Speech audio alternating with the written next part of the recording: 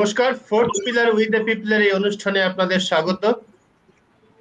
আজকে আমরা যে বিষয়টি নিয়ে আলোচনা করব তার নাম হচ্ছে হার মানতে নারাজ বিজেপি।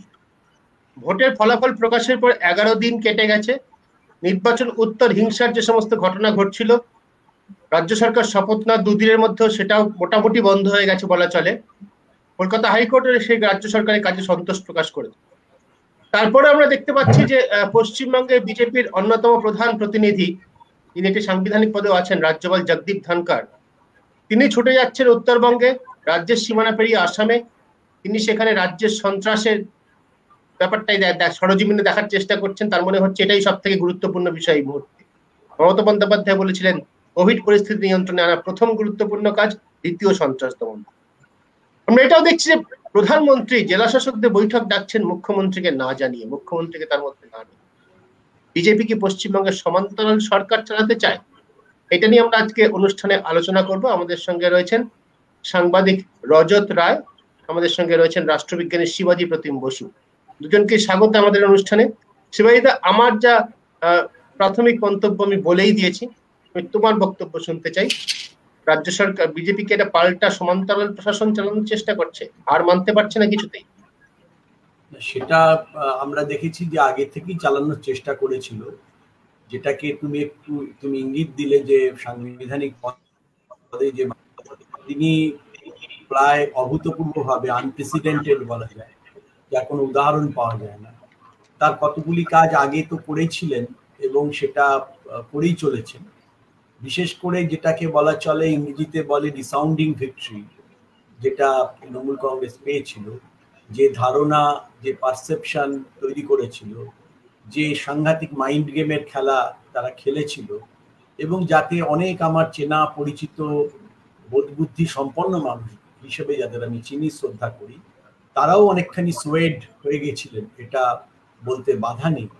কিন্তু তাদের এইটা করার পরেও তাদের যখন একটা হার হলো, তারপরেও আমরা যেটা দেখলাম অভূতপূর্বভাবে, এর কোনো উদাহরণ আগে আছে কিনা আমি জানি না, অন্য রাজ্যে আছে কিনা জানি না, মুখ্যমন্ত্রী যখন তিনি শপথ নিলেন, তার অব্যবহিত পরে কিছু প্রেসের সামনে সাধারণত মুখ্যমন্ত্রী তারা কথা বলতে বলেন, কি তার প্রায়োরিটি জানতে চান। এটাই মোটামুটি আমরা দেখে আসছি, এটা সবসময় সমস্ত মুখ্যমন্ত্রীরা করে থাকেন।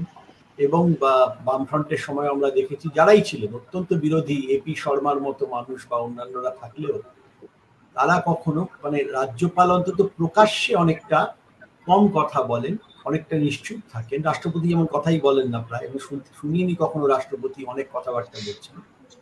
রাজ্যপাল এক্ষেত্রে মুখ্যমন্ত্রী বলা হয়ে গেলে আবার কিছু বলতে আরম্ভ করেন মুখ্যমন্ত্রীর উপস্থিতি। This was something unprecedented. আমি বলবো যে আমি এটা দেখিনি।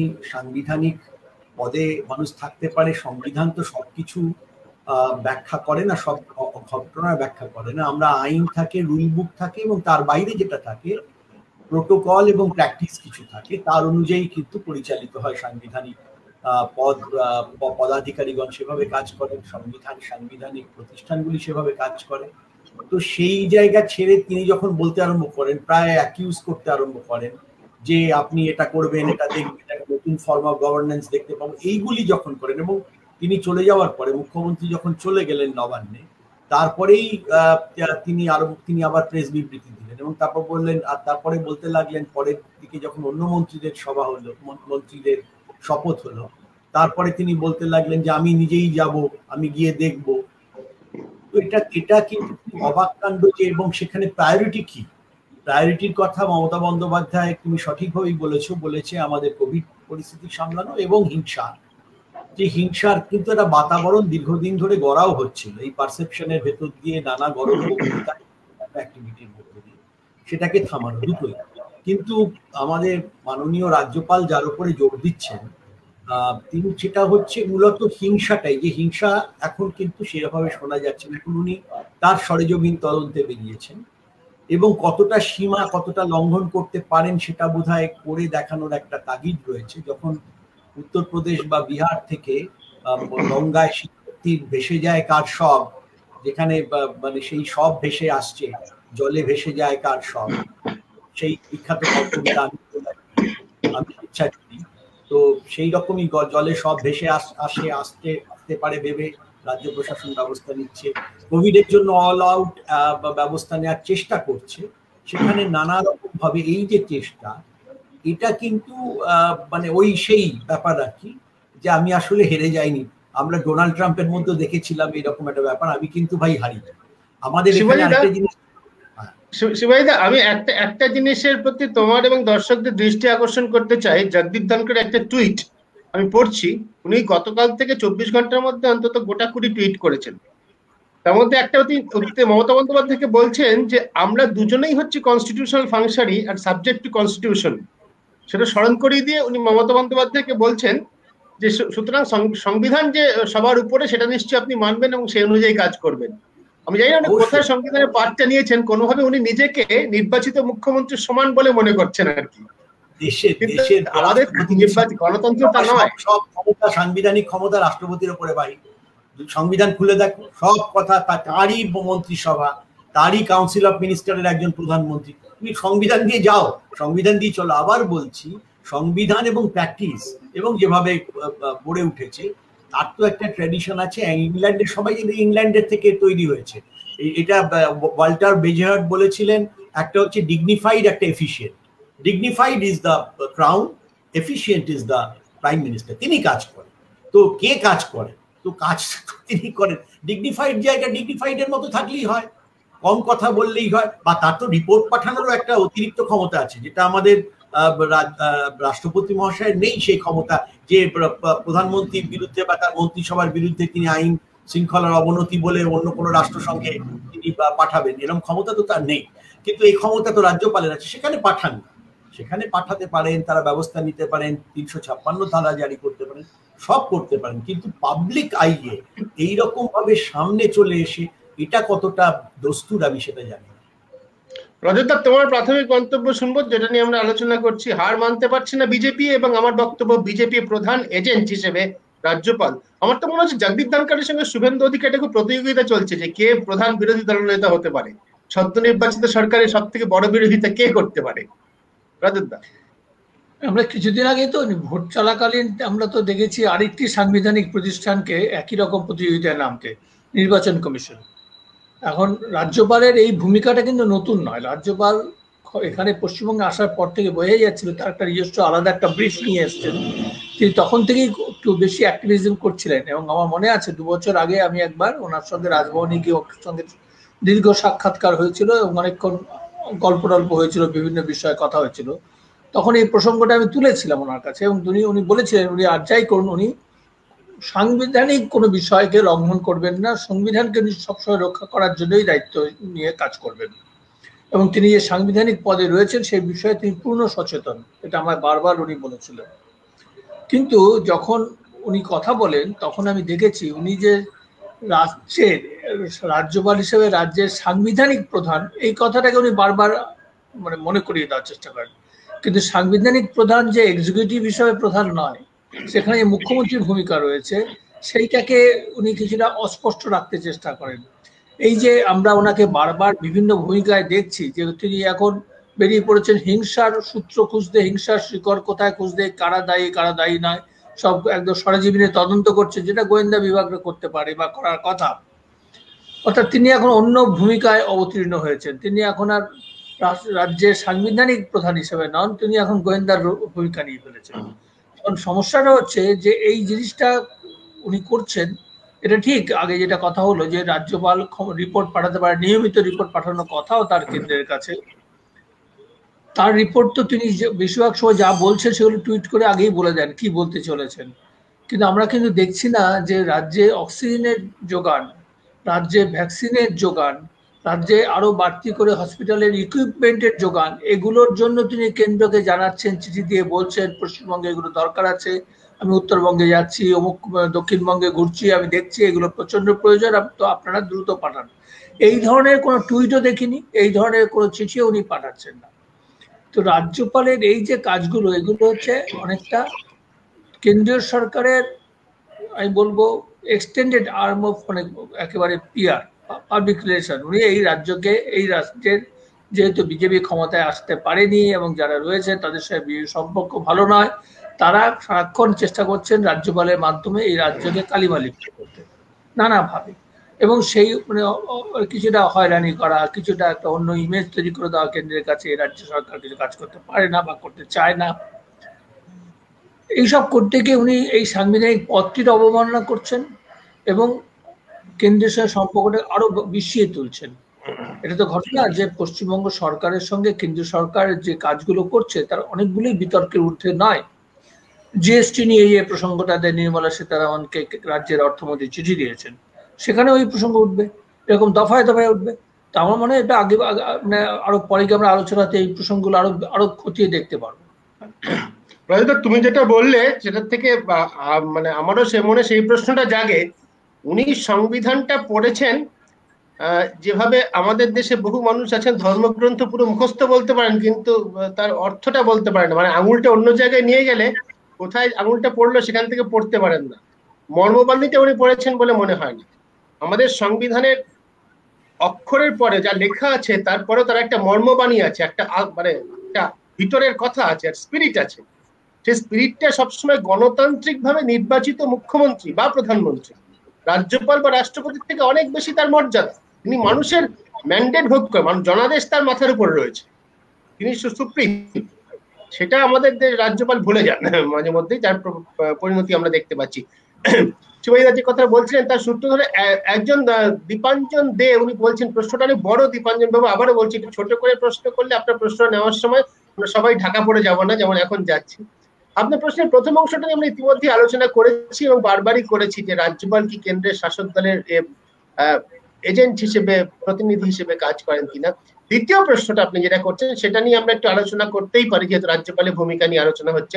গোপাল কৃষ্ণ গান্ধী যখন মমতা বন্দ্যোপাধ্যায়ের নেতৃত্বে তৃণমূল কংগ্রেস এবং আরো 29টি দল ছিল, তারা যখন ধর্ণা দিচ্ছিল সিঙ্গুরে টাটা মোটরসের কারখানায় প্রতিবাদে, জমি দখলের প্রতিবাদে, কারখানার প্রতিবাদে নয়, তখন গোপাল কৃষ্ণ গান্ধীর যে ভূমিকা তার সঙ্গে বর্তমান রাজ্যপালের ভূমিকার সঙ্গে তুলনা করা যায় কিনা, এটা একটা ইন্টারেস্টিং পলিটিক্যাল কোয়েশ্চেন। আমরা এটা নিয়ে আলোচনা করব।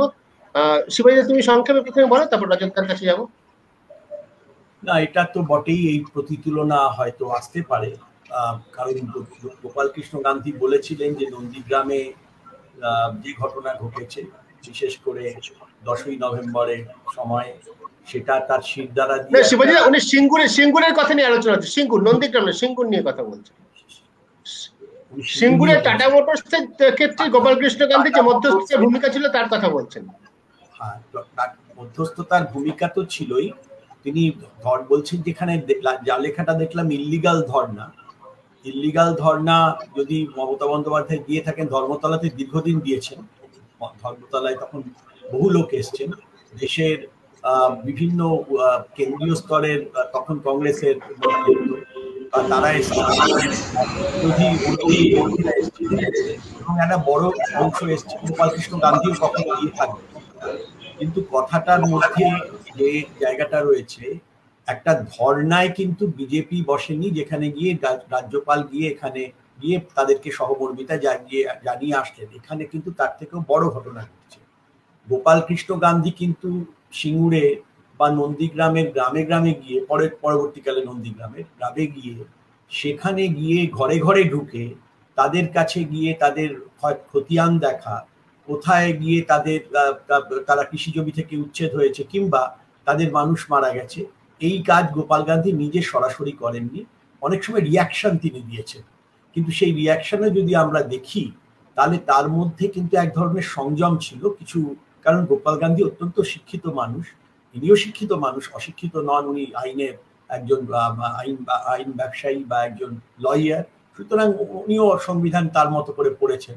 কিন্তু যেটার কথা বলার কথা, যে আমি যদি মাত্রায় যদি তুলনীয় যদি আমার তুলনা দেখি, তাহলে কিন্তু গোপাল গান্ধী যতটা করেছিলেন তাকে বহু বহু গুণ ছাড়িয়ে গেছেন প্রতিটা ক্ষেত্রে। আমরা উদাহরণ দিয়েও বলতে পারি, উদাহরণ দিয়ে প্রতিতুলনা টেনে লাভ নেই, দুজনই মহামহিম।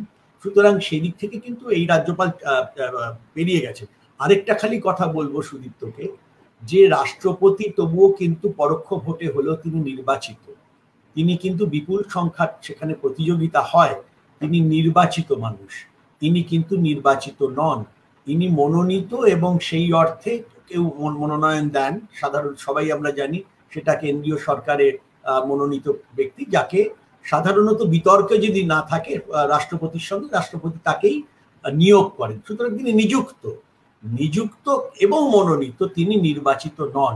রাষ্ট্রপতির যদিও, কারণ রাজেন্দ্র প্রসাদের সঙ্গে আমাদের মনে রাখতে হবে জওহরলাল নেহরুর একটা সংঘাতের ইতিহাস কিন্তু আগেও ছিল, সেটা পেরিয়ে গেছে 42 নম্বর সংবিধান সংশোধনের পরে যে জায়গাতে এসে দাঁড়িয়েছে। আজকে আর সেই তর্ক নেই, আজকে আর ফেরত পাঠাতে পারেন না, চট করে আটকে রাখতে পারেন না। রাজেন্দ্র প্রসাদের একটা ব্যক্তিত্ব ছিল, একসঙ্গে তারা কমরেড ইন আর্মস ছিলেন স্বাধীনতা সংগ্রামে জওহরলাল নেহরুর সঙ্গে, সুতরাং তাদের মধ্যে একটা এই ধরনের সম্পর্ক হয়েছে। পরবর্তীকালে রাষ্ট্রপতি ওভারশ্যাডোড বাই প্রাইম মিনিস্টার, কোনো সন্দেহ। শিবাজিদা, রজতদা, এটা নিয়ে যে পিনাকি চৌকলিন ঘোষ যে প্রশ্নটা করছে, এটা নিয়ে একটা আলোচনায় যাই। উনি বলছেন যে রাজ্যপালের সর্বশেষ টুইটটা সেটা অত্যন্ত প্রভোকেটিভ, প্ররোচনামূলক, এবং এটা নিয়ে কেউ আদালতে যেতে পারে কিনা। পিনাকি বাবু, আদালতে যাওয়ার কথাটা আমরা বলতে পারবো না, আমি বা আমাদের মধ্যে যারা আছেন তারা তো আইনজীবী কেউ নন। টুইটটা আমি পড়ে দিচ্ছি। পশ্চিমবঙ্গের রাজ্যপাল লিখছেন, people are in mortal fear of police, মানে West Bengal police and ruling dispensation workers. অবটা কোথায় গেল জানি না, ডিসপেন্সেশন অফ ওয়ার্কার্স ইংরেজিটা ঠিক হতে হলে। A dozen ruling party workers could stop my convoy with no fear of law and police. Such state of affairs, এটা উনি মমতা বন্দ্যোপাধ্যায়কে উদ্দেশ্য করে লিখছেন। পশ্চিমবঙ্গের সাংবিধানিক প্রধান বলছেন যে পশ্চিমবঙ্গ পুলিশের ভয় নাকি সাধারণ মানুষ মর্টাল ফিয়ার, মানে মরে যাবে এরকম আশঙ্কার মধ্যে রয়েছে। মমতা বন্দ্যোপাধ্যায়কে উদ্দেশ্য করে, মুখ্যমন্ত্রীকে উদ্দেশ্য করে বলছেন যে এইটা হচ্ছে ল অ্যান্ড অর্ডারের অবস্থা। অত্যন্ত প্ররোচনামূলক পিনাকি বাবু, কোনো সন্দেহ নেই। রজত, তোমার কি মন্তব্য? সরি রজত, তোমার মাইক মিউট করা আছে। হ্যাঁ, বলো। তাকে গভর্নরকে ওইসব এলাকায় বিক্ষোভ দেখিয়েছে বেশ কিছু লোক, এবং তারা যদি মর্টাল ফিয়ার থাকতো পুলিশের প্রতি, তাহলে কিন্তু তারা ওখানে সেটা করতে সাহস পেত না। তিনি যে কথাগুলো বলছেন এগুলো স্ববিরোধিতামূলক আর কি, এগুলো স্ববিরোধিতাপূর্ণ। এইসব কথার খুব একটা মানে আমি গুরুত্ব দেওয়ার প্রয়োজন বোধ করি না আর কি। যেটা আরো ব্যাপারটা হচ্ছে যে ওনার কাজকর্ম, ওনার আচরণ এবং ওনার কথাবার্তা সবই কিন্তু অত্যন্ত পার্টিজান। উনি একেবারে একপেশে ভাবে চলছেন। এবং আমরা যখন একজন আগে গোপাল গান্ধীর কথা বলেছেন, আমি সেখানে শিবাজির সঙ্গে যোগ করতে যে আরেকটা কথা, সেটা হচ্ছে গোপাল গান্ধীর একটা নৈতিক অবস্থান ছিল। তিনি ধর্মতলাতে মমতার অবস্থানে ধর্নাতে গিয়েছিলেন, কারণ মমতা অনশন করছিলেন দীর্ঘদিন ধরে, সেখানে তার স্বাস্থ্যের খোঁজ দিতে গিয়েছিলেন। কিন্তু তিনি ধর্নায় বসেননি, গিয়ে তিনি ধর্নাতে যোগ দেননি, তিনি তার স্বাস্থ্যের খোঁজ দিতে গিয়েছিলেন।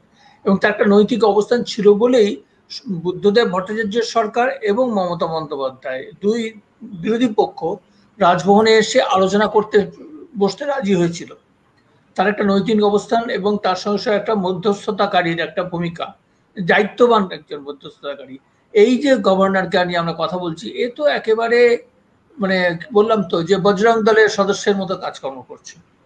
আমাদের এখানে রাজ্য সরকারের সঙ্গে বিরোধী ভূমিকায় থাকা রাজ্যপাল আমরা দেখেছি, যেটা আগে একবারে কথা হয়েছে যে একটি শর্মার মতো রাজনীতিবিদ, তিনি কেন্দ্রীয় জাহাজ মন্ত্রী ছিলেন,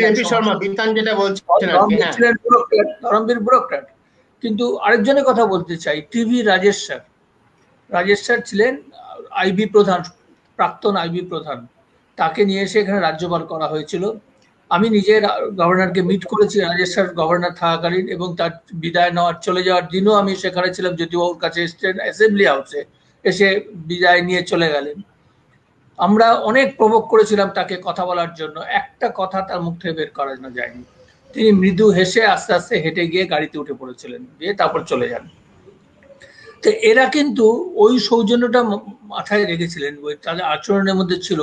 তাদের যা কিছু গন্ডগোল নির্বাচিত সরকারের সঙ্গে হয়েও থাকলেও, কেন্দ্র রাজ্যের সংঘাতের সম্পর্কের মধ্যে তাদের অবস্থান থাকলেও, তারা প্রতিদিন টুইট করে, তখন তো টুইট ছিল না, প্রতিদিন সাংবাদিকদের সামনে মুখ খোলার কোনো রকম ইচ্ছে দেখাননি এবং আদৌ করেননি। এই যে আজকে রাজ্যপাল একজন পিআরওর চাইতেও খারাপ পিআরওর মতো করে কথা বলে যাচ্ছেন কন্টিনিউয়াসলি, এইটা হচ্ছে একটা দুর্ভাগ্যজনক যে এরা রাজ্যপালের মিনিমাম যে সৌজন্যের পদটা ডিমান্ড করে, আশা করে, সেগুলোও তিনি ধরে রাখতে পারেন। এবং তিনি যেটা পাচ্ছেন সেটাকে বোধহয় একদম, যেহেতু তিনি একেবারে স্ট্রিট লেভেল পলিটিক্সে নেমেছেন, তিনি একেবারে রাস্তায় নেমে রাজনীতি করতে নেমেছেন পাড়ার নেতার মতো, তিনি সেই রকম ব্যবহারই পাচ্ছেন। 10-12 জন বিরোধী দলের, তার বিরোধী দলই বলবো, তিনি বিজেপি নেতা, তার বিরোধী দল তৃণমূল কংগ্রেসের সমর্থক দিয়ে তার গাড়ি আটকে দিয়ে থাকে এবং সেখানে পুলিশ না থেকে থাকে, তার মানে তিনি বিরোধী দলের নেতার মতো আচরণ পাচ্ছেন, বিরোধী দলের নেতা হিসেবে নিজেকে পর্যবেসিত করছেন এবং যা ফল পাওয়ার তাই পাচ্ছেন আর কি। কিন্তু অন্য একটা গুরুত্বপূর্ণ প্রশ্ন উঠছে, যেটা আমি এই মুহূর্তে আমি স্ক্রিনে ফেললাম, এক মনোজ গুহ বলে একজন বলছেন, রাজ্যপালের ভূমিকা কি এই রাজ্যে রাষ্ট্রপতি শাসনের পরিকল্পনার অঙ্গ?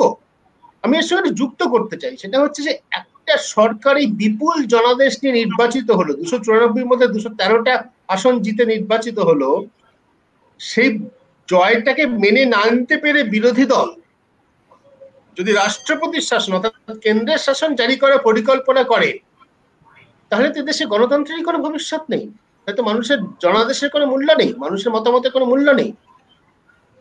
রজত দা, তুমি সব সংক্ষেপে বলো, তারপর শিবাজিদার কাছে। মানুষের মতামত, জনাদেশ, এগুলো তো আরো বড় কথা। মানুষের জীবনেরই মূল্য নেই এই ক্ষমতাসীন দল, কেন্দ্রে ক্ষমতাসীন দলের কাছে এবং তাদের সরকারের কাছে।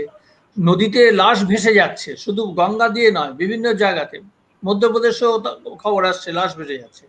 বহু জায়গাতে ভালো করে সৎকার হচ্ছে না, পোড়ানো হচ্ছে না, সেগুলো সমস্ত চারদিকে মাটির উপর থেকে উঠে আসছে।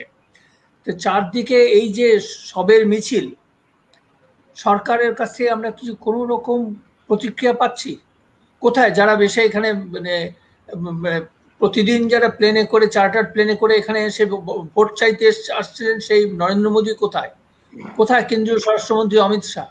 এরা প্রতিদিন 200 সিটে জিতবো বলে চিৎকার করে গেছেন, কিন্তু এখন তারা কোথায়, কোন গর্তে লুকিয়েছেন যখন চারদিকে শবদেহ মিছিল চলছে? এখন কেন জরুরি ভিত্তিতে একটা জাতীয় সরকার মতো কিছু করে সমস্ত কিছুকে দেখা হবে না? এই যে মানে 12-14টা বিরোধী দল একসঙ্গে চিঠি লিখেছে, তার প্রতিটি পয়েন্ট অত্যন্ত গুরুত্বপূর্ণ, যে কোনটা ইমার্জেন্সি সিচুয়েশন এবং তাতে কি কি করণীয়, সেগুলো তারা স্পষ্ট করে পয়েন্ট বাই পয়েন্ট সংক্ষিপ্ত চিঠিতে ধরে দিয়েছে। আজকে কোনো উত্তর পাচ্ছি আমরা খালি দেখছি তার বদলে কি একটা জালিয়াতি, যে গার্ডিয়ান পত্রিকার নামটা ভারিয়ে তার সঙ্গে নরেন্দ্র মোদী দিবারাত্র পরিশ্রম করছেন, এরকম একটা হাস্যকর করে একটা জিনিস টুইট করা হচ্ছে অথবা বলার লোভ সামলাতে পারছি না। আমাদের একজন সাংবাদিক বন্ধু যেটা বলেছেন আর কি, প্রধানমন্ত্রী যে 18 ঘন্টা কাজ করছেন সেটা প্রমাণ করার জন্য বাকি মন্ত্রীরা 18 ঘন্টা ধরে টুইট করে যাচ্ছেন। বাকি মন্ত্রীদের কাজ হচ্ছে 18 ঘন্টা ধরে টুইট করা, প্রধানমন্ত্রী 18 ঘন্টা কাজ করছেন সেটা প্রমাণ করার জন্য। এইভাবে চলছে দেশের কেন্দ্রের সরকার। অবস্থাটা কি ভয়ঙ্কর, আমাদের এই অবস্থাটা যে ভয়ঙ্কর। আমি এই গভর্নরকে দেখে, এই রাজ্যপালের এই উত্তরবঙ্গ ভ্রমণ দেখে আমার আরো বেশি অস্বস্তি হচ্ছে যে এরা কি বাস্তব পরিস্থিতি থেকে কিছুই খবর পাচ্ছে না। টেলিভিশনে প্রতিদিন, টেলিভিশনের পর্দায়, খবরের কাগজের প্রথম পাতায় যে খবরগুলো রয়েছে সেগুলো শিউরে ওঠার মতো। তারপরেও এই রাজ্যপাল শীতলকুচিতে ঘুরে বেড়াচ্ছেন, কি করে তিনি তার দলকে একটুখানি উজ্জ্বল ভাবমূর্তি তৈরি করতে পারেন, কি করে তিনি এই রাজ্যের ক্ষমতাসীন নির্বাচিত সরকারকে একটু কালিমা লিপ্ত করতে পারেন। কিন্তু যেটা করছেন না সেটা অনেক বেশি জরুরি কাজ, মানুষের এই মৃত্যুর মিছিল বন্ধ করার জন্য সামান্যতম হলেও একটা ইতিবাচক পদক্ষেপ, সেটা তিনি করছেন না। এইখানেই আমরা দাঁড়িয়ে আছি, যেখানে দুর্ভাগ্যজনক হচ্ছে এমন একটি রাজনৈতিক দল ক্ষমতায় কেন্দ্রে এবং তাদের প্রতিনিধি হিসেবে এমন সমস্ত ব্যক্তি রাজ্যপাল হিসেবে রয়েছেন যে যারা সব মিলে এই মৃত্যু মিছিলকে আরো এগিয়ে নিয়ে যাচ্ছেন। এরা কিন্তু মৃত্যু সাধনা করছেন, এরা কিন্তু মানুষের জীবনের প্রতি এদের বিন্দুমাত্র শ্রদ্ধা নেই, কিচ্ছু নেই। মৃত্যু সাধনা করছেন দেশের নির্বাচিত জননায়করা। এটা যদি সত্যি হয় রেলদা যা বলছেন, তার থেকে বড় দুর্ভাগ্য ভারতবাসীরা কি হতে পারে? শিবাজিদা, এই প্রশ্নে আসি, যেটা সুব্রত দাশগুপ্ত বলছেন দ্বিতীয় অংশে, নরেন্দ্র মোদী এবারের হারকে নিজের হার হিসেবে ধরেছেন আর সেই কারণেই অন্য পন্থায় ক্ষমতা দখলের এক প্রাথমিক প্রচেষ্টা শুরু করেছেন। না, হতে পারে এটা। আমি এর আগেরও একজন বলেছেন যে রাষ্ট্রপতি শাসন জারির চেষ্টা, আমি সেটা একটুখানি আনআনসার্ড রয়ে গেল, সেটা আমি বলি। হ্যাঁ বলো, প্লিজ বলো। এটা হবে না। 356 এর কথা বললেন, 356 করবেন না। একটা পেস্টারিং একটা পজিশন, পেস্টারিং একটা ভূমিকা থাকবে, যেটা খুব ক্রমাগত উস্কানি, ক্রমাগত বিরোধিতা করে যাওয়া, ক্রমাগত বিরক্ত করে যাওয়া, মাছি ভন ভন ভন ভন করে যাবে, তোমাকে টক করে কোথাও একটুখানি মশা কেটে পালিয়ে যাবে, এই রকম হবে। বিরক্ত করা যাকে বলে, অত্যন্ত বিরক্ত করবে। কিন্তু যদি এইটা করে, এমনিতেই ভারতবর্ষের যে ডেমোক্রেসির একটা ইন্ডেক্স আছে, যেমন করাপশনের ইন্ডেক্স হয়, পিআরআই বা ইত্যাদিরা করাপশনের সারা পৃথিবীর ইন্ডেক্স করে, ডেমোক্রেসিরও একটা ইন্ডেক্স হয়। সেই ইন্ডেক্সে কিন্তু ভারতবর্ষের মানের অবনমন ঘটেছে, কিছুদিন আগে আমরা সেটা দেখতে পেয়েছি। এবং সেটা আরো যদি এখানে সত্যি করে দেয় এই জনাদেশের পরে, তাহলে তো আর বাঁচার আর কোনো পথ থাকবে না। তাহলে দেশে একটা কি হবে আমি সেটা জানি না, খালি সাংবিধানিক লড়াই বা আইনের লড়াইতেই সেটা সীমাবদ্ধ থাকবে না, আরো বহুদূর প্রসারিত হবে বলে আমি আশঙ্কা করছি, যেটা ঠিক না। কিন্তু আমি যে কথাটা তার সঙ্গে সঙ্গে বলতে চাইছি, এই যে যারা আসছেন, যারা বলেছিলেন 200 সিট পাবেন, 200 পাননি, 77 তো পেয়েছেন, 77 থেকে 2 হয়তো রিজিগনেশন দিয়েছেন, 75 থাকলো, দুটো আবার রিগেইন করতে পারবেন কিনা সেটা জানি না, ভবিষ্যতের গর্ভে বা আরো দুটো ইলেকশন হবে, সেখানেও কি হবে আমরা জানি না, আন্দাজ করতে পারি কি হবে এখনকার মুড অফ দ্য পিপল দেখে রাজ্যে। কিন্তু একটা কথা বলা যায় যে এই এদের প্রতিও তো একটা দায়িত্ব আছে। এই যে 77টি কেন্দ্র যেখানে তারা জিতলেন, তাদের মানুষের প্রতিও তো, তাদের মানুষের জীবনও তো বিপন্ন হচ্ছে করোনা। এই যে করোনায় সাংঘাতিক, এবং সেখানে প্রাইমারি হেলথের, আজকে WHO বলেছে, তোমরা প্রত্যেকেই সেটা নিশ্চয়ই সুদীপ্ত দেখেছো, রজতদাও দেখেছেন, WHO বলছে যে ভারতবর্ষে অস্বাভাবিক বেড়ে গেছে সেটা জমায়েতের জন্য। দুটি জমায়েত, তারা বলছেন রাজনৈতিক এবং ধর্মীয়। রাজনৈতিকের ক্ষেত্রে আমরা জানি যে পশ্চিমবঙ্গে বিশেষ করে এবং অন্যান্য যেগুলি রাজ্য হয়েছে সেখানেও জমায়েত হয়েছে। পশ্চিমবঙ্গে অভূতপূর্ব, কেননা খুব লং স্ট্রেচ ইলেকশন, একটা এতটা স্ট্রেচ ইলেকশন আমরা কখনো দেখিনি। এবং যেখানে আমি আবার বলি, যদি রাজনৈতিক দিকে তাকাই, একটা লোকের বডি হয়, তাহলে তার কানের সঙ্গে কোড়ে আঙুলে যোগ করে একসঙ্গে ভোট হয়েছে, একসঙ্গে কুচবিহারে ভোট হচ্ছে, একদিকে হয়তো সাগরে ভোট হচ্ছে। এইরকম অদ্ভুত যে একটা মানে ভৌগোলিক বিন্যাস, ভৌগোলিক জনবিন্যাস, সুবিধা মতো, যেটা ইলেকশন কমিশনের কথাও রজত একটু আগে উল্লেখ করেছেন, সেটা করেছে। এই যে ফলে তার ফলে হয়েছে। এবং অন্যদিকে কুম্ভ মেলার যে সেখানে একটা প্রতীকী কথা উনি বলেছেন, প্রধানমন্ত্রী বলেছেন যে আপনারা করবেন না, কিন্তু সে করবো না বলার পরেও কিন্তু যেভাবে বলার ছিল করেননি। গত বছর জামাতের জন্য, শিবাজিদা, আমি একটা জিনিসের প্রতি একটু তোমার এবং দর্শকদের দৃষ্টি আকর্ষণ করতে চাই, যেটা বলা হয়েছে ধর্মীয় সমাবেশ এবং রাজনৈতিক সমাবেশ। আমি কিন্তু আসলে মনে করি দুটোই রাজনৈতিক সমাবেশ। না, ধর্মীয় সমাবেশটা করতে দেওয়া একটা রাজনৈতিক সিদ্ধান্ত, সেটা কিন্তু খুব সহজেই বন্ধ করা যেত। ঈদের নামাজ কিন্তু বন্ধ করা হয়েছে পশ্চিমবঙ্গে পরপর 2 বছর। অফকোর্স সেইটারই আমি বলি, সেটা তো একটা পলিটিক্যাল অদ্ভুত ব্যাপার।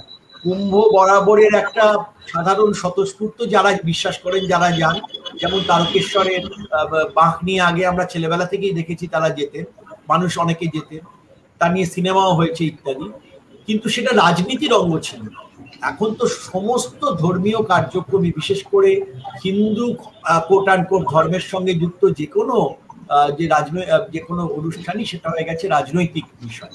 তো রাজনৈতিক বিষয়, পার্সোনালিস্ট পলিটিক্যালের মতো যা কিছু রিলিজিয়াস, তাই যদি পলিটিক্যাল হয় তাহলে এটাও পলিটিক্যাল অবশ্যই। কিন্তু আমি বলছি, গত বছর হয়তো একই কারণে তাবলিগি জামাতের, তোমরা সবাই জানো, সেখানে কিছু মানুষ এসেছিলেন, তাদের সংখ্যাটা অত্যন্ত নগণ্য ছিল, এবং তাদের ফলে সারা ভারতে কতটা ছড়িয়েছে এটা কিন্তু মানে যথেষ্ট এখনো নিশ্চয়ই ছড়িয়েছে কিছু জায়গায়, কিন্তু অনুসন্ধান পুরোটা হয়নি এখনো পর্যন্ত, আমরা জানি না।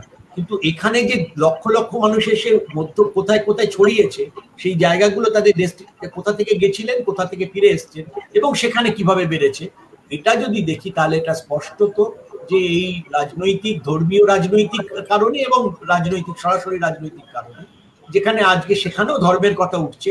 আমাদের যে প্রশ্নটা স্ক্রিনে রয়েছে, তোমার একটু মতামত চাইবো। সুমন মুখার্জি বলে একজন দর্শক বলছেন, রাজ্যপালে অপসারণ কিভাবে সম্ভব? রাজ্য কি ব্যবস্থা নিতে পারে? আইনের সংস্থান আমি যতদূর জানি বিধানসভায় রাজ্যসভায় কোনো ক্ষমতা নেই। একদম নেই। এখানে খুবই একটা, হ্যাঁ রজত, আচ্ছা, ইমপিচমেন্টের একটা সুযোগ তো রয়েছে। না, রাজ্যপালকে ইমপিচ করা যায় যদি কগনিজেবল অফেন্স থাকে, এমন কিছু, মানে এই না যে শুধু মিসকন্ডাক্ট দিয়ে হবে না। কোনো মানে রাজ্যপাল এখন যে কার যে আচরণ, এগুলো বড় জোর মিসকন্ডাক্ট হতে পারে, কিন্তু কগনিজেবল ক্রাইম, ক্রিমিনাল অফেন্স থাকতে হবে। সেরকম হলে পরে ইমপিচমেন্ট বিধানসভাতে করা যায়, কিন্তু সেইটা মানে আমি বলবো খুব আমার মনে হয় নারায়ণ এনডি তিওয়ারি এগেনস্টে হয়েছিল কিনা জানি না, একটা সময় উঠেছিল যে তার বিরুদ্ধে অন্য ধরনের একটা কেলেঙ্কারি তিনি রাজ্যপাল হিসেবে জড়িয়ে পড়েছিলেন, কিন্তু ইমপিচ হয়েছেন কিনা জানি না। আমাদের দেশে সুদীপ্ত ইমপিচমেন্ট খুব কম হয়েছে, হয়নি প্রায়। এবং আমি একটা ইমপিচমেন্ট আমি লোকসভাতে দেখেছি, একটা ইমপিচমেন্ট সৌমিত্র একটা ইমপিচমেন্ট তিনি, আমি একজনটা দেখেছি, সুপ্রিম কোর্টের একজন জাজ, সিটিং জাজ, সাউথ ইন্ডিয়ান একজন সিটিং জাজ, সম্ভবত কি নামটা, রামস্বামী, ইয়েস রামস্বামী, তার ইমপিচমেন্ট হয়েছিল সুপ্রিম কোর্টের, জাজের ইমপিচমেন্ট হয়েছিল পার্লামেন্টে, লোকসভাতে। সেখানে প্রথম তার হয়ে বাইরে থেকে লয়ার হিসেবে একজন এসেছিলেন, তার নাম কপিল সিব্বল, যিনি পরে রাজনীতিতে প্রত্যক্ষভাবে যোগ দেন। আর লোকসভার পক্ষ থেকে প্রসিকিউশনে ছিলেন সোমনাথ চ্যাটার্জি। এবং আর্গুমেন্ট, তারপরে আমাদের এখানে বিচারপতি সৌমিত্র, ওনার নাম সেখানেও দেখা গিয়েছিল যে ফাইনালি কি হবে, ভোটাভুটি হবে, ইমপিচমেন্টের শেষে কি হবে, তর্ক বিতর্ক, মানে বাদী পক্ষ বিবাদী পক্ষের পরে ভোটাভুটি। ওখানে ভোটাভুটি লোকসভাতে হয়নি, তার কারণ সমস্ত দক্ষিণ ভারতীয় সাংসদরা কাটিং অ্যাক্রস পার্টি লাইন, তারা সমস্ত একসঙ্গে বিদ্রোহ করলেন হাউসের মধ্যে। তারা পরিষ্কার করেন যে এটা নিয়ে ভোটাভুটি করতে দেওয়া যাবে না, কারণ দেখা গেল তখন কেউ করলো না, কারণ কি কংগ্রেসের যে দক্ষিণ ভারতীয় এমপিরা, বিজেপির দক্ষিণ ভারতীয় এমপি, চন্দ্রশেখরের দক্ষিণ ভারতীয় এমপি, এরকম সমস্ত যারা জনতা দলের তারা সব তাহলে পার্টি হুইপ ভেঙে গিয়ে তারা অন্যদিকে ভোট দেবে। তারা সমস্ত রামস্বামীকে দক্ষিণী বলে তাকে প্রোটেক্ট করার জন্য তার পক্ষে ভোট দেয় বলেই দিল। তখন ভোটাভুটি হলো না। রামস্বামী অবশ্য সঙ্গে সঙ্গে রিজাইন করে দেন সুপ্রিম কোর্ট থেকে, কারণ ওটা ব্যাপারটা বুঝতে পেরেছিলেন কোন দিকে যাচ্ছে আর কি, এটা নৈতিক অধিকারটা হারিয়ে ফেলেছিলেন তিনি। তো আমার বলার উদ্দেশ্য হচ্ছে যে একটা সুযোগ থাকে, সেটা খুব সামান্য, সেটা হচ্ছে তার এগেন্স্টে আগে প্রথমেই কিন্তু রামস্বামীকে করা যায়নি। রামস্বামীর আগে সুপ্রিম কোর্ট বিশেষ কমিটি বসেছে, বেশ কয়েকজন সিটিং জাজকে নিয়ে, চিফ জাস্টিসের, তারা ওর বিরুদ্ধে আনা অভিযোগগুলোকে খতিয়ে দেখেছেন, রিপোর্ট দেখেছেন, দেখে বলেছেন হ্যাঁ এটা ইমপিচমেন্ট যোগ্য। ঠিক তেমনি রাজ্যপালের ক্ষেত্রেও এই আইনি জটিলতাগুলো পেরিয়ে তারপরে যে বিধানসভা ইমপিচমেন্ট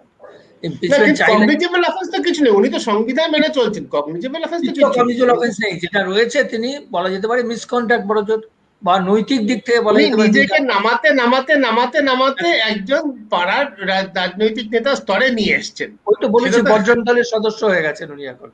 হ্যাঁ, বর্জন দলের সদস্য হয়ে গেছেন, সেটা কগনিজেবল অফেন্স না, এমন অপরাধ না যে পুলিশ থেকে বুক করতে পারে, পুলিশ থেকে গ্রেপ্তার করতে পারে।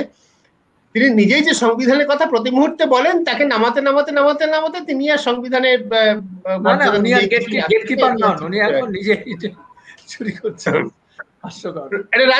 রাজনৈতিক প্রসঙ্গে আসি। একজন দর্শকের কথা সূত্র ধরে তুহিন রায় বলছেন, রাজ্যের গণ্ডি পেরিয়ে দেশের দিকে তাকাই, আপনাদের কি মনে হয় গোটা দেশে মোদী আর বিজেপির জনপ্রিয়তা কমছে? আজ মোদী ভক্ত অনুপম খেরের মুখে অন্যরকম কথা শোনা যাচ্ছে এই কঠিন পরিস্থিতিতে। হ্যাঁ, পরিস্থিতি, আমি অন্যদের কথা শুনবো, তার আগে নিজে যেটা বলি সেটা হচ্ছে, হ্যাঁ আমি ইদানিং তো নরেন্দ্র মোদী এবং অমিত শাহকে টেলিভিশনে খুব কম দেখছি। আমি জানি না তাদের মন কি বাতে তারা কি বলবেন, তাদের মনে কি চলছে, কিন্তু আমি টেলিভিশনে খুব কম দেখছি তাদের পাশে প্রচার করতে, যেটা এতদিন ধরে খুব দেখতাম, খুব কম দেখছি। শিবাইদা, তুমি কি বলবে কিছু বিষয়? শিবাইদা, এটা তো কম দেখা যাচ্ছে, এটা একটা খুবই, এটা তো অনেক সময় দেখা যায়, কম দেখা যায়। আগে কম দেখা যেত, ভোটে হারের পরে রাহুল গান্ধীকে খুঁজে পাওয়া যেত না, তিনি বিদেশে কিছুদিনের জন্য প্রস্থান করতেন বলে তার একটা নাম হয়েছিল, পাপ্পু বলে নাম হয়েছিল।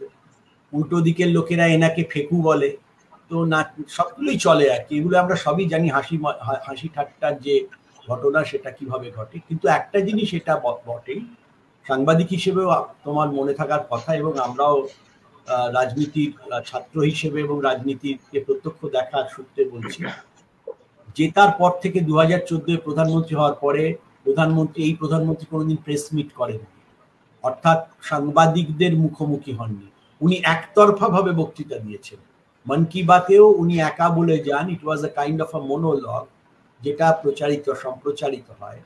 আর অন্য ক্ষেত্রে উনি একাই বলেন। উনি যেটা বলেন সেই ভাষণ সেটা সবাই প্রচার করে, কিন্তু কখনো আমাদের এখানে মুখ্যমন্ত্রীর অনেক রকম দোষ ত্রুটি সবাই থাকতে পারে, ইনক্লুডিং বুদ্ধদেব ভট্টাচার্য, যিনি অল্প কথা বলতেন, মমতা বন্দ্যোপাধ্যায়ের মতো এত কথা বলতেন না, সাংবাদিকদের প্রত্যেককে অমুক দাদা তমুক দাদা বলতেন না। এই মুখ্যমন্ত্রী তো অত্যন্ত সেই দিক থেকে অনেক বেশি কাছের, কোট অ্যান্ড কোট কাছের মানুষ, সাংবাদিকদেরও অনেকে। তো সেখানে তিনি তার মতো নন, কিন্তু একটা কথাবার্তা বলেছেন প্রত্যেকে। আমরা দেখেছি তাদের একটা প্রেস ব্রিফিং হয়েছে নির্বাচনের পরে, নির্বাচনের হেরে গেলেও জিতে গেলেও তারা একটা কথা বলেছেন। কিন্তু এই রকম ধরনের কোন প্রধানমন্ত্রী আমরা এই পর্যন্ত দেখিনি যিনি কখনো প্রেসকে মিট করলেন না। কোথাও একটা কি ভয় আছে? কারণ এখানে যদি খুব স্ক্রিপ্টেড কোয়েশ্চেন না থাকে, যে বলে দেওয়া হয় আগে থেকে যে এই প্রশ্নগুলোই প্রশ্ন করা যাবে, যদি অজান্তে কিছু এমন কিছু প্রশ্ন হয়ে যায়, অনেককে ঢুকিয়ে দিলাম, তার মধ্যে কেউ একটা প্রশ্ন করে দিল এবং সেটা টেলিভাইজড হলো, তাহলে তো মহাবিপদ। এইখানটাতেই কিন্তু একটা বড় জায়গা রয়েছে যে গণতন্ত্রের ক্ষেত্রে, এবং যেহেতু সংখ্যাগরিষ্ঠতার একটা বিরাট মেজরিটি তাদের লোকসভায় আছে, লোককে চিৎকার করে মহুয়া মৈত্র বাদ দিয়ে বা দু একজনকে বাদ দিয়ে চিৎকার করে বসিয়ে দেওয়া যায়। মহুয়া মৈত্র অত্যন্ত, তারপরেও তিনি অবিচল থেকে তার নিজের পয়েন্ট অত্যন্ত উচ্চ গ্রামে তিনি বলেছেন, কিন্তু এইরকম অনেকেই পারেন না, সুতরাং তাদের যাকে বলা যায় পেছন থেকে গু করে বসিয়ে দেওয়া যায়।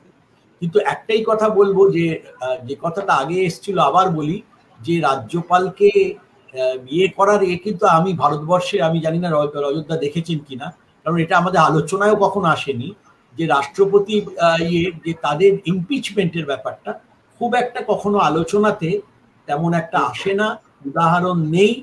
আরেকবার আমাদের আলোচনায় যখন আসে না, সংবিধান বিশেষজ্ঞ আমরা কেউই নেই, আলোচনা করার দরকারও নেই। আমি শুধু এইটুকুই বলবো যে আলোচনায় আসে না তার কারণ হচ্ছে আলোচনা করার দরকার হয় না। রাজ্যপাল নিজেকে কখন এমন জায়গায় নামিয়ে আনেন না, রজতদা বলছিল, রজত এতজন রাজ্যপালকে ইন্টারভিউ করেছেন, রাজ্যপালদের সঙ্গে সাক্ষাৎ করেছেন, রাজ্যপাল নিজেকে কখন এমন জায়গায় নামিয়ে আনেন না তাই ইমপিচমেন্ট করার প্রশ্ন ওঠে।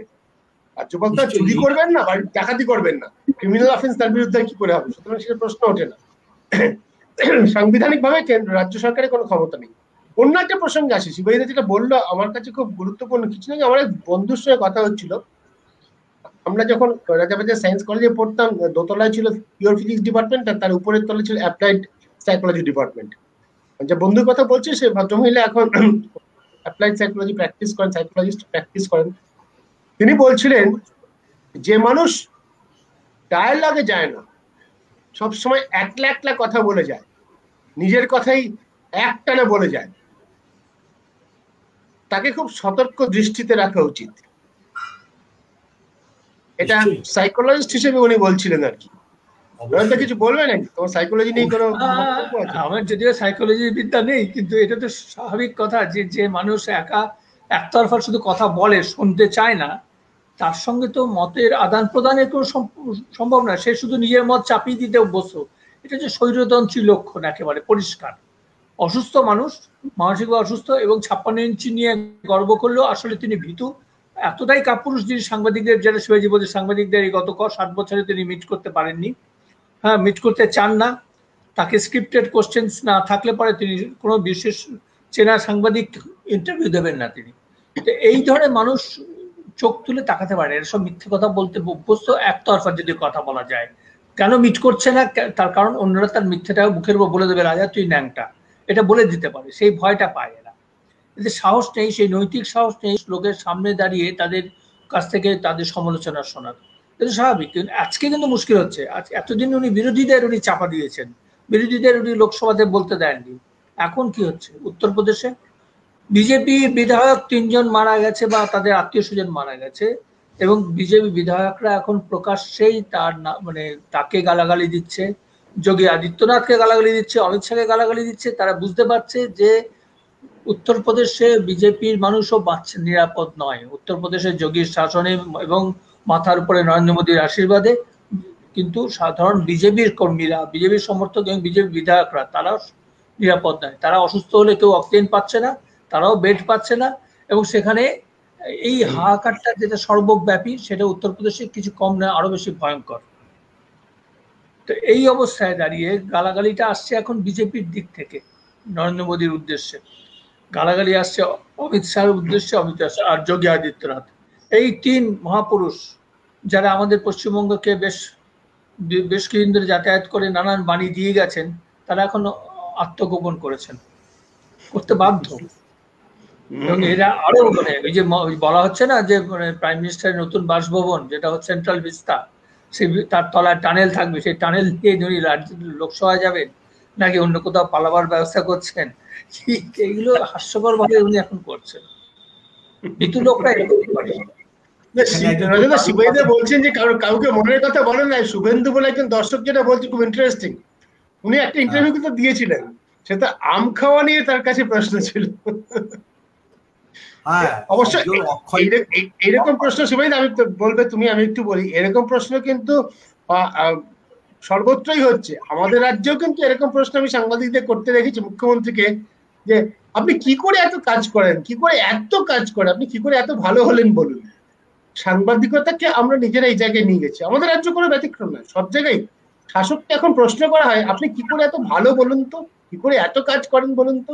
ওই যে বললাম যে 70 জন মন্ত্রী 18 ঘন্টা কাজ করছে, কাজটাকে টুইট করা যে প্রধানমন্ত্রী কিভাবে 18 ঘন্টা কাজ করছেন সেটা বলা। এই যে স্থাবকতা, তোষামতি, এটা কি আমরা শেষ কথা করে ফেলেছি? গণতন্ত্র তো বিপন্ন। না, সেটা তো আমরা দেখেইছি। এই যে বললেন অক্ষয় কুমারের সঙ্গে কথাবার্তা বললেন যে একটা ইমেজ বিল্ডিং এর চেষ্টা, যাকে অনেকে কানাডা কুমারও বলে থাকেন, কারণ কানাডার পাসপোর্ট নিয়ে তিনি থাকেন।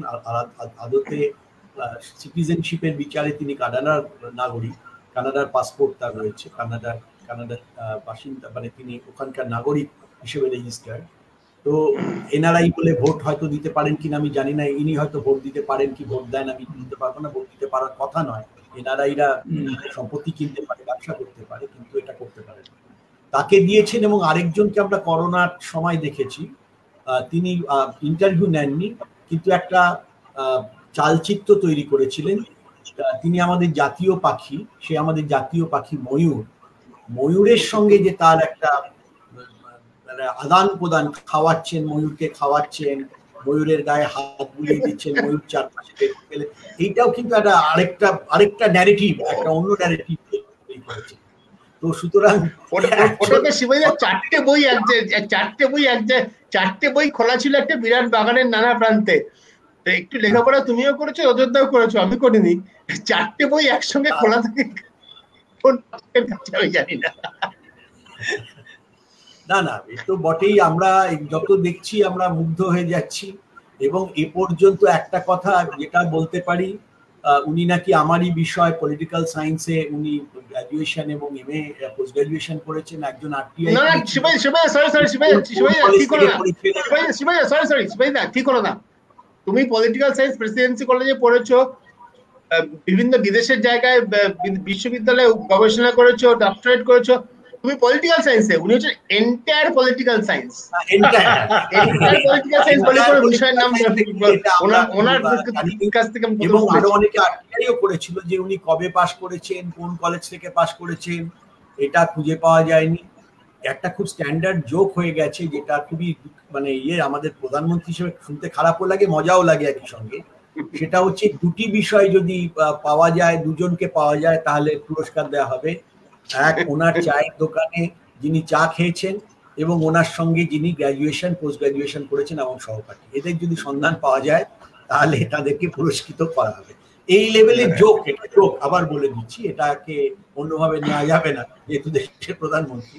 তো কিন্তু আমি বলছি এইসব চলছে বাজারে, এবং এইগুলি চলা মানে তার মানে কোথায় সাধারণ পাবলিক ইমেজ কোথায় গিয়ে দাঁড়িয়েছে, এটাও তো একটা বড় কথা।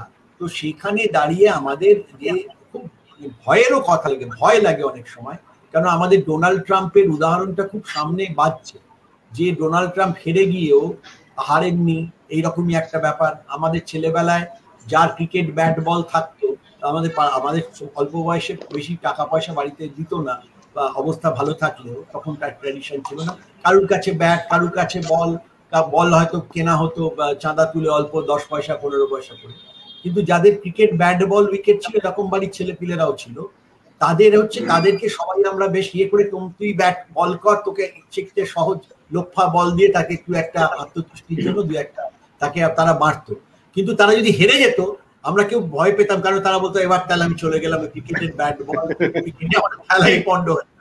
সুতরাং এইরকম তো এখন ভয় লাগছে যে এই যে সেন্ট্রাল ভিস্তা, যেটাতে 1350 কোটি টাকা অত্যন্ত গুরুত্বপূর্ণ, আমাদের দেশের স্থাপত্য, যে আমাদের দেশে মানে ব্রিটিশরাই করেছিল, ওই যেখানে ভগৎ সিং গেছিলেন, ভগৎ সিং ওই হলেই ছিলেন, ওটা তখন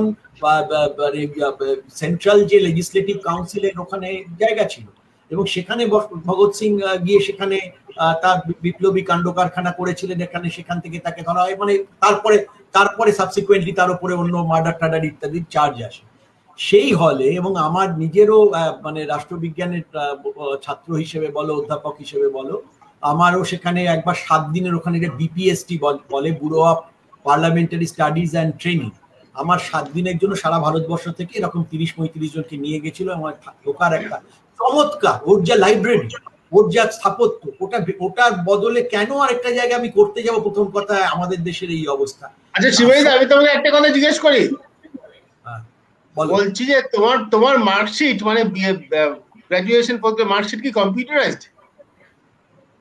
না, আমার তো হাতে লেখা ছিল, তারপরে বোধহয় ওই যে enter political science Narendra Modi marksheet computerised 1900 বহুদিন আগে। হ্যাঁ, সেরকম একটা ছবি বেরিয়েছিল সামনে। এরকম একটা বিস্ময়ের ব্যাপার, আমাদের সময় তো হাতে লেখা, কম্পিউটার আবিষ্কারের পূর্বে মার্কশিট কম্পিউটারাইজড হয়েছিল।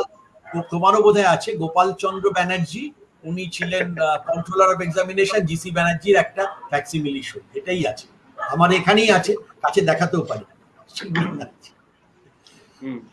তো যাই হোক, এই যে এইভাবে একটা আমার কথা বলছি, এই যে এটাও মানুষ মেনে নিচ্ছে, এইটা মেনে নিচ্ছে, এটা কেন মেনে নিচ্ছে, এটাও কিন্তু আমাদের আলোচ্য একটা হতে পারে।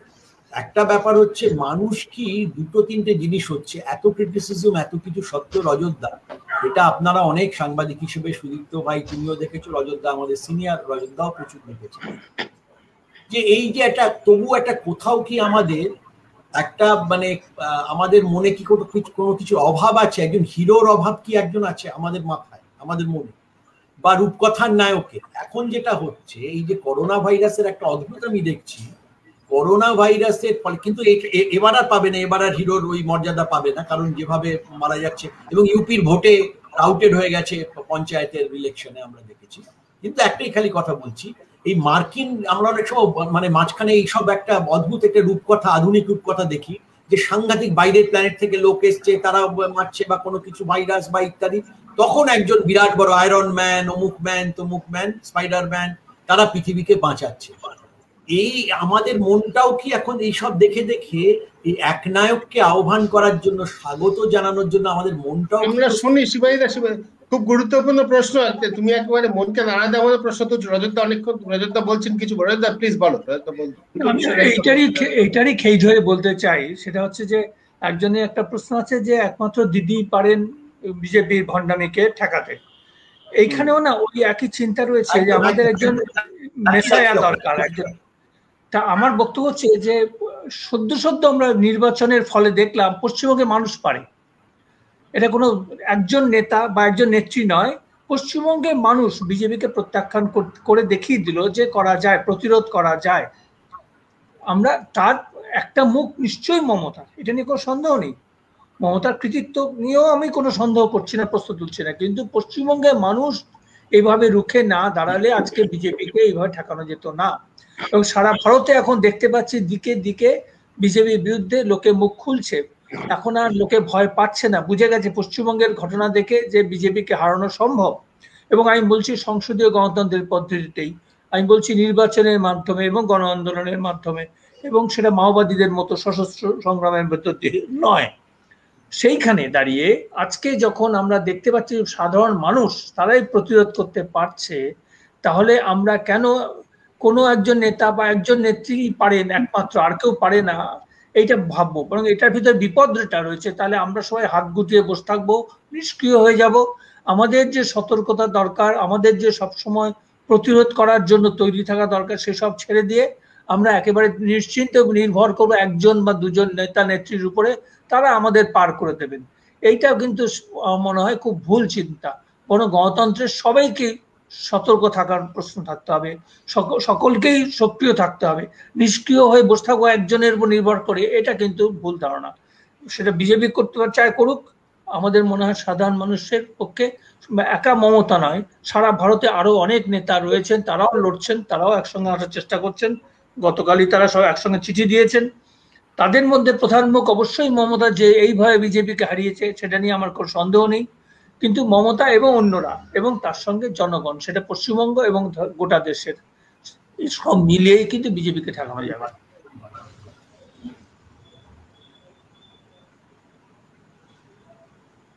সুদীপ্ত, তোমার মাইক্রোফোনটা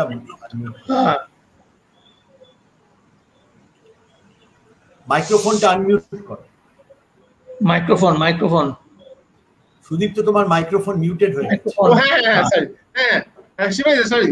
শিবাইদা, আমাদের সময় শেষ হয়ে আসছে, তুমি জাস্ট একটা কথা যদি বলো আমরা শেষ করবো এবার। না, আমার যেটা মনে হয়, যেটা রজতদা বলেছেন, খুব খুব যেটা প্রাসঙ্গিক কথা বলেছেন। এখানে একটা প্রশ্ন দেখতে পাচ্ছি, এইভাবে বলবেন না, গণতন্ত্র বিপন্ন এইভাবে বলবেন না প্লিজ। 67-তে হয়েছে নিশ্চয়ই, আমাদের এখানে 67 তারও আগে হয়েছে। কংগ্রেসি আমলে নামবুদ্রিপাদের সরকার প্রথম গভর্নমেন্ট যেটাকে ফেলে দেওয়া হয়েছিল 57 সালে। তখন তার মাথায় ছিলেন, আমার জন্ম হয়নি তখনই হয়েছে, এবং তার মাথায় ছিলেন তখন কংগ্রেসের সম্ভবত সভানেত্রী ইন্দিরা গান্ধী। তো সুতরাং এটা রজতদা হয়তো তখন অল্প বয়স, কিন্তু রজতদা পরে পড়েছেন, আমারও যতটা পড়ে মনে হচ্ছে, জেনেছি, মনে আছে ইন্দিরা গান্ধী। সুতরাং এটা বারংবার হয়েছে আমাদের এখানে, আমাদের এখানে ফেলে দেওয়ার বারবার চক্রান্ত হয়েছে, এগুলো সব হয়ে গেছে। এবং আমাদের এখানে মুখ্যমন্ত্রী এবং দলের মধ্যেও মুখ্যমন্ত্রী বনাম উপমুখ্যমন্ত্রী গন্ডগোল হয়েছে, অজয় মুখার্জি বনাম জ্যোতি বসু হয়েছে, সবগুলো হয়ে গেছে। পশ্চিমবঙ্গে অনেক রকম এক্সপেরিমেন্টস এবং নানা কিছু এখানে হয়ে গেছে। কিন্তু আমি একটাই খালি কথা বলবো, সেটা হচ্ছে আজকে যেটা রজত রায়ের সাংবাদিক বললেন, যে আমাদের নিশ্চয়ই একজন প্রধান মুখ হিসেবে মমতা বন্দ্যোপাধ্যায় রয়েছেন, অবশ্যই রয়েছেন, একটা এই পক্ষের একজন। আজকে এভাবে না জিততে পারলে, এবং এভাবে মানে আমরা কেউ ভাবতে পারিনি যেভাবে উনি পরিশ্রম করেছেন, সারা ইয়েতে গিয়ে জায়গায় জায়গায় গিয়েছেন, সমস্ত জায়গায় অ্যাড্রেস করে তিনি করেছেন, সেটার জন্য তার হ্যাটস অফ টু হার। কিন্তু তার সঙ্গে মানুষ, এবং প্রচুর মানুষ, এবং সমস্ত বাংলার সমস্ত একটা ধর্ম নির্বিশেষে, সম্প্রদায় খালি যে আমরা ভোটের অ্যানালিসিস করে প্রমাণ করে দিতে পারি যে কেবলমাত্র সংখ্যালঘুদের ভোট নয়, একটা প্রচুর পরিমাণে সংখ্যাগুরুদের ভোটও পেয়েছেন, নানা অংশের মানুষের পেয়েছেন, ট্রাইবালদের ভোট পেয়েছেন। ঝাড়গ্রাম জেলার প্র্যাকটিক্যালি কোনো সিটি পায়নি বিজেপি। সুতরাং এটা করা গেছে, এবং এটার ফলে একটা বড় প্রতিরোধের জায়গা তৈরি হচ্ছে। প্রতিরোধের মুখ থাকে, কিন্তু আমাদের মাথায় রাখতে হবে শেষ বিচারে মানুষকে কিন্তু অ্যাক্টিভ থাকতে হবে। এই যে নিশ্চিন্ত, রজতদা যেটা আমার খুব ভালো লাগলো বললেন, যে একজন রয়েছেন, তো তিনি আমাদের ক্যারিজমেটিক একটা গুণ কোনো মানুষের উপরে তৈরি করি। নরেন্দ্র মোদীরও সেইখানে একটা বিপদ হয়েছে। নরেন্দ্র মোদীও যেটুকু করতে পারতেন, তিনি হয়তো সযত্নে বিল্ড করেছেন সেইভাবে, বা তার ভক্তরা যেভাবে কোট অ্যান্ড কোট ভক্ত বলে একটা অদ্ভুত শব্দ তৈরি হয়ে গেছে। ভক্ত বলতে এখন আমরা কারুর কাকে বলা হচ্ছে আমরা বুঝে যাই। তো তেমনি এরাও মিলে একটা মানুষ একটা তৈরি, হয়তো মানুষ নরেন্দ্র মোদী অনেক কিছুটা হয়তো করতে পারতেন, তাকে যদি মানুষ ভাবা হতো, উনিও ভাবতে শুরু করেছেন। আর এই মিলে এই যে ভাবে সুপারম্যান সুপার ওম্যান নয়, আমাদের মানুষের ওপর ভরসা করতে হবে শেষ পর্যন্ত, এবং তাদের শেষ পর্যন্ত ভরসা, এটা আমার মনে হয়। একদম ঠিক। শিবাই, ধন্যবাদ। ধন্যবাদ। তোমরা যে কথাগুলো বললে সেগুলো তো আমাদের fourth pillar with the people, আমাদেরও কথা। আমি তো এই মর্মেই বিশ্বাস করি, এবং এভাবেই আমরা লিখেও থাকি সর্বত্র, যে হ্যাঁ, কোন নেতা নেত্রী বিশেষ সময় বিশেষ ভূমিকা নেন, কিন্তু নির্বাচিত গণতন্ত্র যেখানে আছে, যখন ভারতে আছে, পশ্চিমবঙ্গে আছে, ইলেকশন কমিশন যে কোনো প্রতিষ্ঠান যাই করুক না কেন, শেষ পর্যন্ত মানুষই শেষ কথা বলে।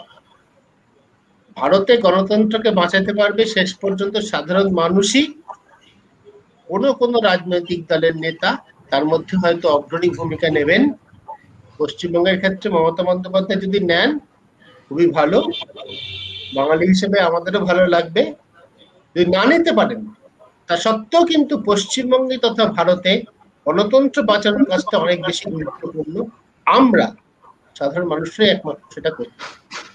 অনেক ধন্যবাদ সুবিধা নজরদা আমাদের অনুষ্ঠানে থাকার জন্য। দর্শকদের তো অবশ্যই সবসময় ধন্যবাদ আমাদের সঙ্গে থাকার জন্য। আবারও বলছি, আবেদন করছি, শুরুতে বলি শেষেও বলি, আমাদের ইউটিউব চ্যানেলে সাবস্ক্রাইব করুন, আমাদের ফেসবুক পেজ দেখতে থাকুন। একমাত্র এভাবেই আমাদের মতো কণ্ঠস্বর বেঁচে থাকতে পারে সাংবাদিক। কারণ আমরা কোনো বড় রাজনৈতিক দল বা কর্পোরেট সংস্থার বিজ্ঞাপন পাবো না, আমাদের এভাবেই চলতে হবে। ধন্যবাদ।